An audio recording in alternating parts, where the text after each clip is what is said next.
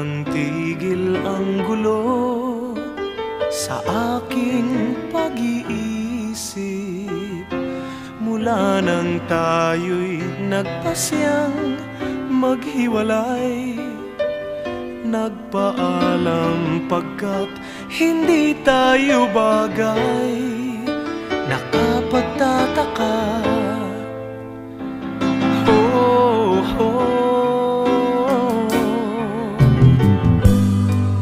kung bakit ganito ang aking kapalaran.